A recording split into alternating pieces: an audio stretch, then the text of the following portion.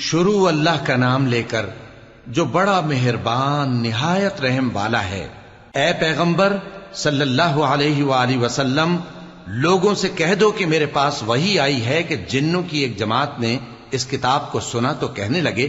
کہ ہم نے ایک عجیب قرآن سنا جو بھلائی کا رستہ بتاتا ہے، سو ہم اس پر ایمان لے آئے، اور ہم اپنے پروردگار کے ساتھ کسی کو شریک نہیں بنائیں گے، اور یہ کہ ہمارے پروردگار کی شان بہت بلند ہے، وہ نہ بیوی رکھتا ہے نہ اولاد،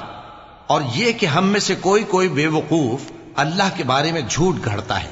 اور ہمارا یہ خیال تھا کہ انسان اور جن اللہ کی نسبت جھوٹ نہیں بولیں گے، اور یہ کہ بعض بنی آدم بعض جنات کی پناہ لیا کرتے تھے تو اس سے ان کی سرکشی اور بڑھ گئی تھی، اور یہ کہ ان کا بھی یہی اعتقاد تھا جس طرح تمہارا تھا کہ اللہ کسی کو نہیں زندہ کرے گا، اور یہ کہ ہم نے آسمان کو ٹٹولا تو اس کو مضبوط چوکیداروں اور انگاروں سے بھرا ہوا پایا، اور یہ کہ پہلے ہم وہاں بہت سے مقامات پر فرشتوں کی باتیں سننے کے لیے بیٹھا کرتے تھے، اب کوئی سننا چاہے تو اپنے لیے انگارہ تیار پاتا ہے، اور یہ کہ ہمیں معلوم نہیں کہ اس سے اہل زمین کے ساتھ برائی مقصود ہے یا ان کے پروردگار نے ان کی بھلائی کا ارادہ فرمایا ہے، اور یہ کہ ہم میں بعض نیک ہیں اور بعض دوسری طرح کے، ہمارے کئی طرح کے مذہب ہیں، اور یہ کہ ہم نے سمجھ لیا ہے کہ ہم زمین میں خواہ کہیں ہوں اللہ کو ہرا نہیں سکتے اور نہ بھاگ کر اس کو تھکا سکتے ہیں، اور جب ہم نے ہدایت کی کتاب سنی اس پر ایمان لے آئے، سو جو شخص اپنے پروردگار پر ایمان لاتا ہے تو اس کو نہ نقصان کا خوف ہے نہ کسی طرح کے ظلم کا، اور یہ کہ ہم میں بعض فرما بردار ہیں اور بعض نافرمان ہیں، تو جو فرما بردار ہوئے وہ سیدھے رستے پر چلے، اور جو نافرمان ہوئے وہ دوزخ کا ایندھن بنے۔ اور اے پیغمبر صلی اللہ علیہ وآلہ وسلم، یہ بھی ان سے کہہ دو کہ اگر یہ لوگ سیدھے رستے پر رہتے تو ہم ان کے پینے کو بہت سا پانی دیتے تاکہ اس سے ان کی آزمائش کریں، اور جو شخص اپنے پروردگار کی یاد سے منہ پھیرے گا وہ اس کو سخت عذاب میں داخل کرے گا، اور یہ کہ مسجدیں خاص اللہ کی ہیں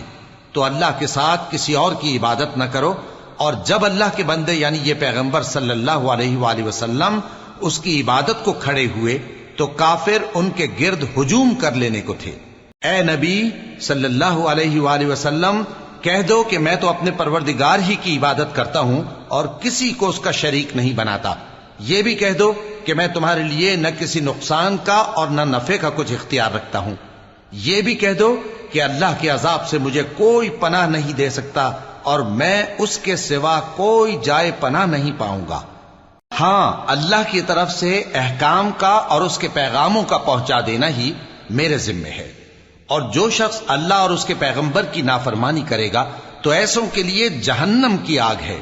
وہ ہمیشہ ہمیشہ اس میں رہیں گے، یہاں تک کہ جب یہ لوگ وہ دن دیکھ لیں گے جس کا ان سے وعدہ کیا جاتا ہے، تب ان کو معلوم ہو جائے گا کہ مددگار کس کے کمزور ہیں اور شمار کن کا تھوڑا ہے۔ کہہ دو کہ جس دن کا تم سے وعدہ کیا جاتا ہے میں نہیں جانتا کہ وہ عنقریب آنے والا ہے یا میرے پروردگار نے اس کی مدت دراز کر دی ہے،